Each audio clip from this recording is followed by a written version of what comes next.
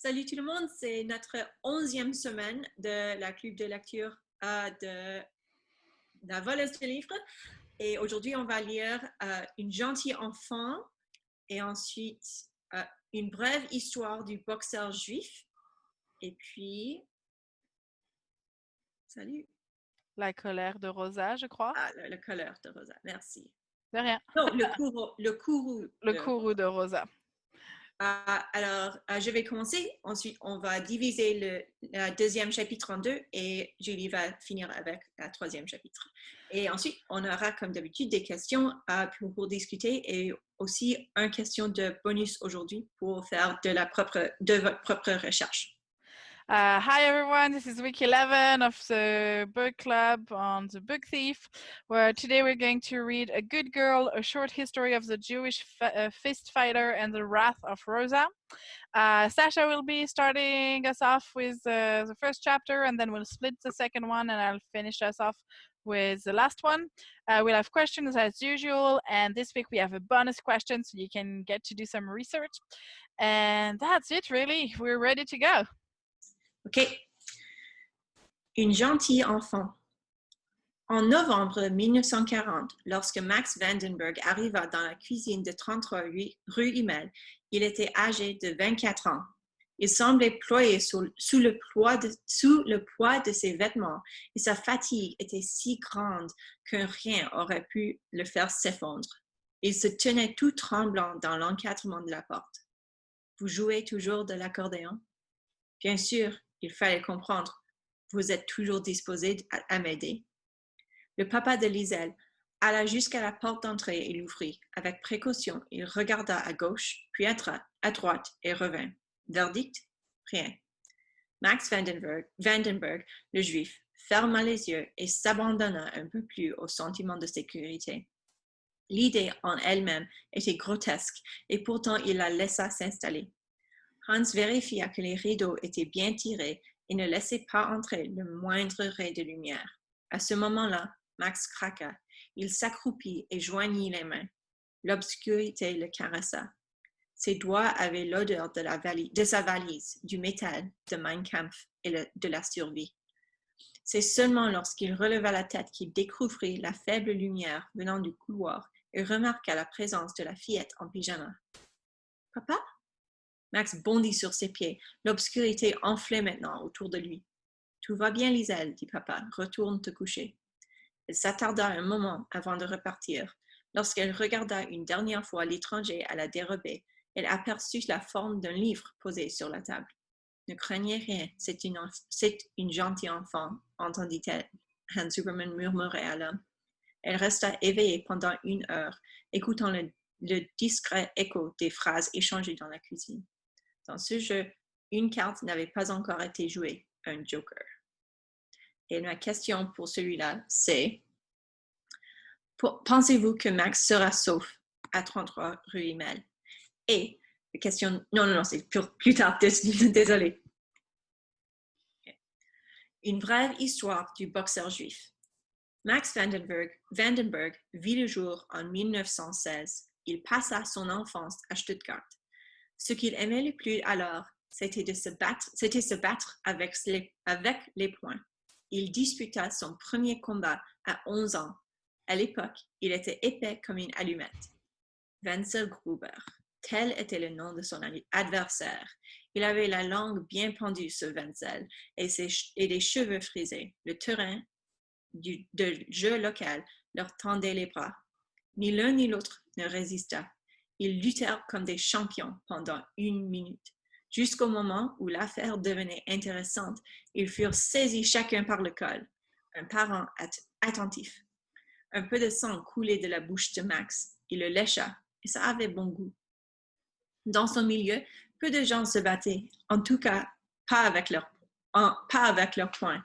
À l'époque, on disait que les Juifs préféraient subir la violence sans broncher avant de remonter la pente jusqu'en haut.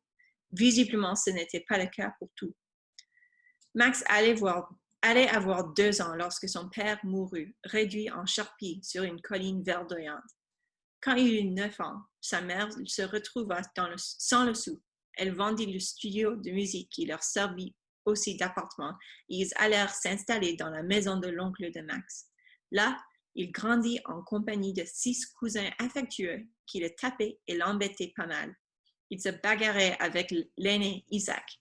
C'est ainsi qu'il fit ses classes de boxeur. Chaque soir ou presque, il prenait une raclée. À 13 ans, la tragédie frappa de nouveau. Son oncle mourut.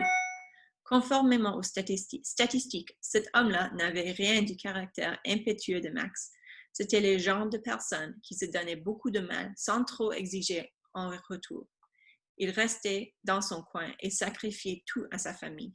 Il mourut de quelque chose qui se développait dans son estomac, une sorte de grosse boule empoisonnée. Ses proches, comme souvent dans ce genre de circonstances, se réunirent autour du lit et le regardèrent capituler. Max Vandenberg était maintenant un adolescent aux mains dures, avec les yeux au beurre noir et une dent branlante. À sa tristesse et à son chagrin vint s'ajouter une certaine déception, voire une certaine contrariété. Pendant que sous ses yeux, son oncle sombrait lentement dans le lit, il se jura de ne pas mourir de cette façon. Le visage du mourant était l'image même de l'acceptation. Il était jaune et paisible, malgré la structure violente du crâne, cette mâchoire qui semblait s'étirer sur des kilomètres, ses pommettes ressorties et ses orbites en nid de poule. Si calme qu'il donnerait envie à l'adolescent de poser une question. Où est la lutte? Se demandait-il. Où est la volonté de tenir? Bien sûr, à 13 ans, il était quelque peu excessif dans son exigence. Il n'avait jamais regardé en face quelque chose comme moi. Du moins, pas encore. Il resta près du lit avec les autres et regarda cet homme mourir, passer sans heurts de la vie à la mort. Derrière la fenêtre, la lumière était grise et orangée, et son oncle parut soulagé lorsqu'il cessa complètement de respirer. Quand la mort viendra me prendre, se jura Max, je lui enverrai mon poing dans la figure. Personnellement, j'apprécie cette stupide bravoure. Oui, j'apprécie beaucoup. Dès lors, il se battit de plus en plus régulièrement. Quelques amis et ennemis irréductibles se retrouvaient au crépuscule sur un petit terre-plein de la rue Staber, des Allemands pure souche, des garçons originaires de l'Est, et lui, le Juif. Cela n'avait pas d'importance. Pour libérer les énergies adolescentes, rien de mieux qu'une bonne bagarre. En fait, pour un peu, les ennemis auraient pu être des amis. Max aimait ça, les cercles autour des adversaires et la plongée dans l'inconnu. Le goût doux amer de l'incertitude. Perdre ou gagner, c'était une sensation qu'il éprouvait au creux de l'estomac. Quand cela devenait intolérable, le seul remède consistait à foncer les poings en avant. Max n'était pas le genre de garçon qui se tuait à réfléchir. Le combat qu'il préférait, avec le recul, était son 5e contre un dénommé Walter Kugler, un grand et solide gaillard. Ils avaient alors 15 ans. Walter avait gagné les 4 premières rencontres, mais cette fois, Max sentait que ce serait différent. Un sang neuf, le sang de la victoire, coulait dans ses veines, et cela l'excitait et l'effrayait à la fois. Comme toujours, les autres formaient un cercle autour d'eux. Le sol était sale. Sur les visages, les sourires allaient d'une oreille à l'autre. Des mains crasseuses brandissaient de l'argent dans une cacophonie de cris et d'appels si vibrants d'enthousiasme que plus rien d'autre ne comptait. Il y avait un mélange détonnant de joie et de peur, une agitation flamboyante. Les deux adversaires, pris par l'intensité du moment, avaient le visage crispé, les yeux agrandis par la concentration. Après 1 minute d'observation, ils commencèrent à se rapprocher et à prendre un peu plus de risques. C'était un combat de rue, pas un match d'1 heure. Ils n'avaient pas toute la journée devant eux. « Vas-y, Max, et taxi, tu le tiens !» cria l'un de ses amis. Puis il ajouta sans reprendre son souffle, « Tu le tiens, petit juif, tu le tiens !» Avec son nez cabossé, ses cheveux fins et ses yeux humides, Max avait une bonne tête de moins que son adversaire. Son style était dépourvu de finesse. Courbé en avant, il sautillait en envoyant de petits coups rapides au visage de Kugler. Celui-ci, visiblement plus fort et plus doué, restait droit et se et ses dires atteignaient systématiquement Max aux pommettes et au menton. Max continuait à attaquer. Malgré la correction reçue, il avançait sur Kugler, du sang séché sur ses dents. Lorsqu'il fut envoyé à terre, un rugissement s'éleva. L'argent faillit changer de main. Il se releva. Il se retrouva une fois encore au tapis avant de changer de tactique et d'obliger Walter Kugler à venir au plus près avant de lui décocher un coup sec, en plein sur le nez. Soudain aveuglé, Kugler recula. Max saisit l'occasion. Il le déborda par la droite et le frappa au niveau des côtes. Kugler baissa sa garde et la droite de Max le toucha au menton. Il alla à terre, ses cheveux blonds dans la poussière, les jambes écartées. Il ne pleurait pas, et pourtant des larmes de cristal glissaient sur ses joues. Elles lui avaient été arrachées par les poings de Max. Le cercle de spectateurs compta. Il comptait toujours, au cas où, voix et chiffres. Après un combat, la coutume voulait que le vaincu lève la main du vainqueur. Lorsque Kugler finit par se remettre debout, il alla lever le bras de Max Vandenberg, l'air lugubre. « Merci, lui dit Max. La prochaine fois, je te massacre, répond Kugler. Au cours des années qui suivirent, Max Vandenberg et Walter Kugler combattirent à 13 reprises. Walter cherchait toujours à prendre sa revanche sur cette première victoire de Max, et Max voulait retrouver ce moment de gloire. Le bilan fut en faveur de Walter, 10 victoires contre 3 pour Max. En 1933, quand ils eurent 17 ans, leur rancœur mêlée de respect céda la place à une amitié sincère et l'envie de se battre les quitta. Tous deux se mirent à travailler jusqu'à ce qu'en 1935, comme les autres employés juifs, Max soit mis à la porte des ateliers de construction mécanique Jedermann. Peu de temps après, les lois de Nuremberg furent instaurées. Elles ôtaient aux Juifs la citoyenneté allemande et interdisaient les mariages entre Juifs et Allemands. « Seigneur, dit un soir Walter, lorsqu'ils se retrouvèrent à l'endroit où ils avaient eu l'habitude de se battre. C'était une autre époque, n'est-ce pas? On ne connaissait pas ça. » Il donna une petite tape sur l'étoile jaune que Max portait sur sa manche. « On ne pourrait plus se battre de la même manière. »« Si, on ne peut pas épouser un Juif, mais rien n'empêche de se battre avec lui. » Walter sourit. Il y a même sans doute une loi qui récompense ce genre de choses, du moment qu'on en sort gagnant. Les années passant, ils se virent de façon très occasionnelle. Max, comme les autres Juifs, était systématiquement rejeté et sans cesse écrasé, tandis que Walter était pris par son travail, une imprimerie. If you're the type who is interested, yes, there were a few girls in those years. One named Tanya, the other Hildy. Neither of them lasted. There was no time, most likely due to the uncertainty and mounting pressure. Max needed to scavenge for work. What could he offer those girls? By 1938, it was difficult to imagine that life could get any harder. Then came November 9th, Kristallnacht, the night of broken glass. It was the very incident that destroyed so many of his fellow Jews, but it proved to be Max Vandenberg's moment of escape. He was 22. Many Jewish establishments were being surgically smashed and looted when there was a clatter of knuckles on the apartment door. With his aunt, his mother, his cousin, and their children, Max was crammed into the living room. Half motion. The family watched each other. There was a great temptation to scatter into the other rooms, but apprehension is the strangest thing. They couldn't move. Again, open up! Isaac stood and walked to the door. The wood was alive, still humming from the bidding it had just been given. He looked back at the faces naked with fear, turned the lock, and opened the door. As expected, it was a Nazi in uniform. Never. That was Max's first response. He clung to his mother's hand and that of Sarah, the nearest of his cousin. I won't leave. If we all can't go, I don't go either. He was lying. When he was pushed out by the rest of his family, the relief struggled inside him like an obscenity. It was something he didn't want to feel, but nonetheless, he felt it with such gusto, it made him want to throw up. How could he? How could he? But he did. Bring nothing, Walter told him. Just what you're wearing. I'll give you the rest. Max. It was his mother. From a drawer, she took an old piece of paper and stuffed it in his jacket pocket. If ever. She held him one last time by the elbows. This could be your last hope. He looked into her aging face and kissed her very hard on the lips. Come on, Walter pulled at him as the rest of the family said their goodbyes and gave him money and a few valuables. It's chaos out there, and chaos is what we need. They left without looking back. It tortured him.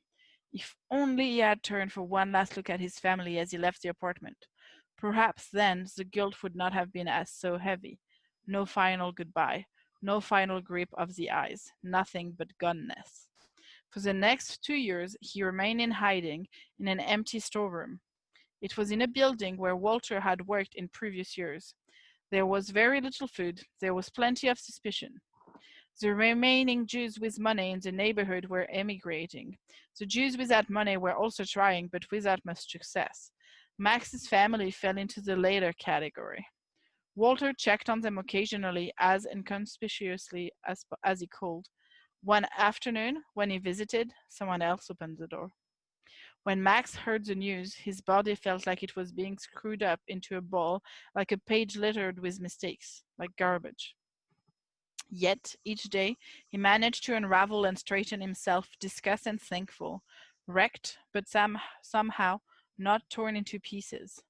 Halfway through 1939, just over 6 months into the period of hiding, they decided that a new course of action needed to be taken. They examined the piece of paper Max had handed upon his desertion.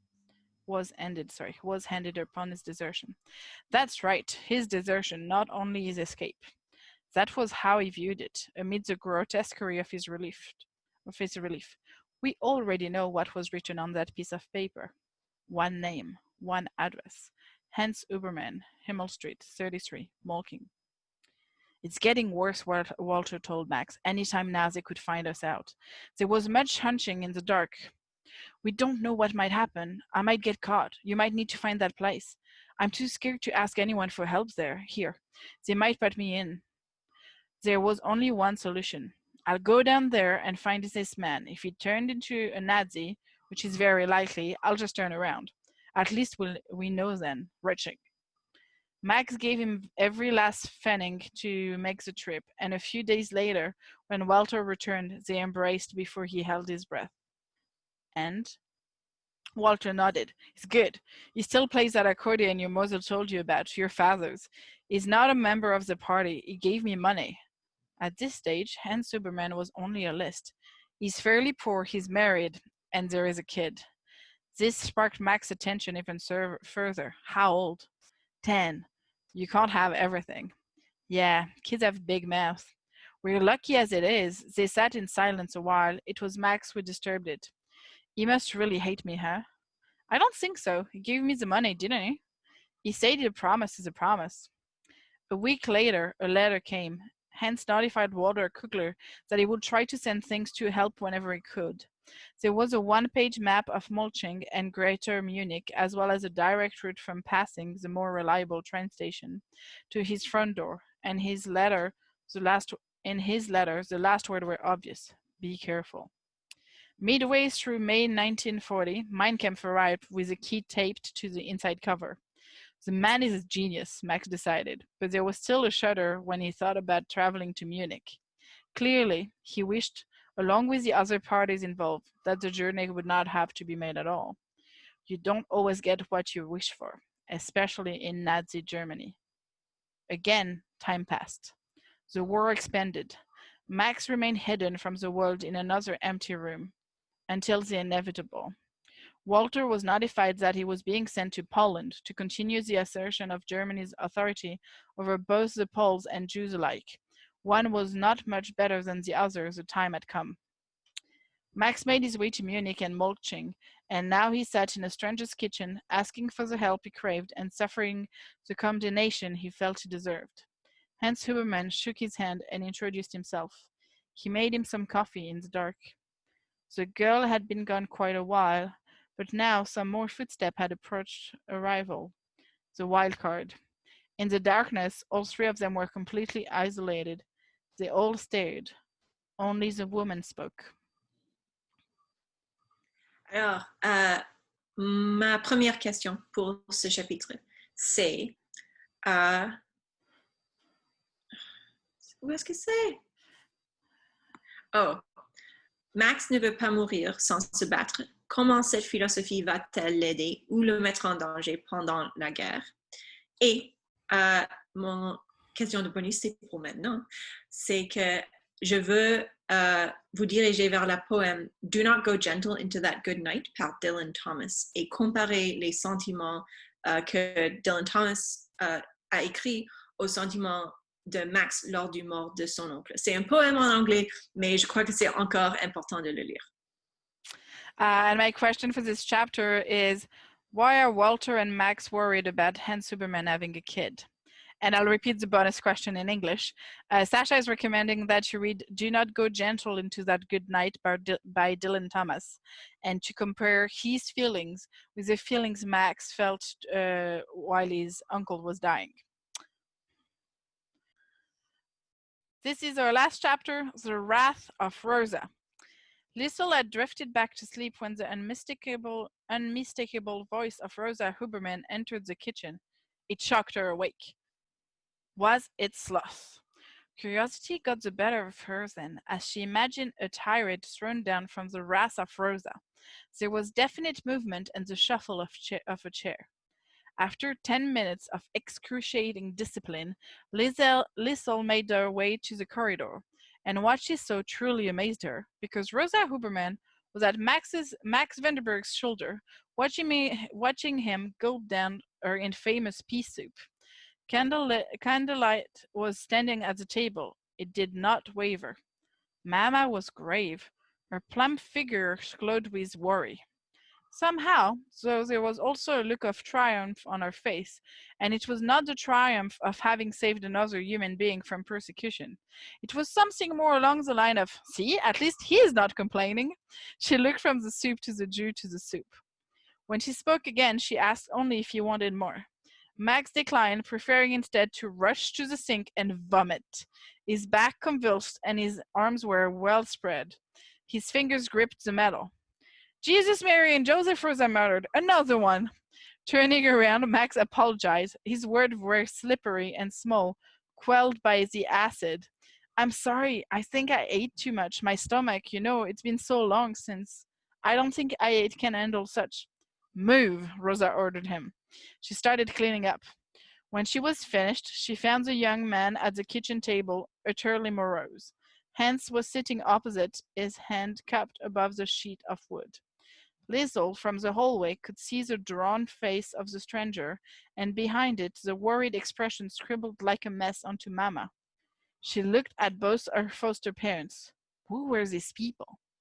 So my question for this chapter is, what does Liesl mean when she thinks, who are these people?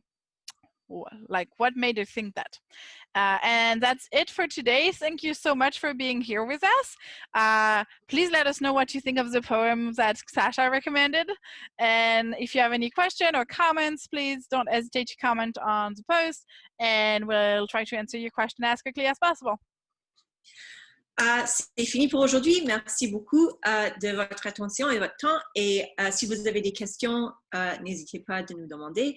Et s'il vous plaît, dites-nous ce que vous pensez du poème que je vous ai recommandé. Et à la semaine prochaine. À la semaine prochaine. See you next week. Bye.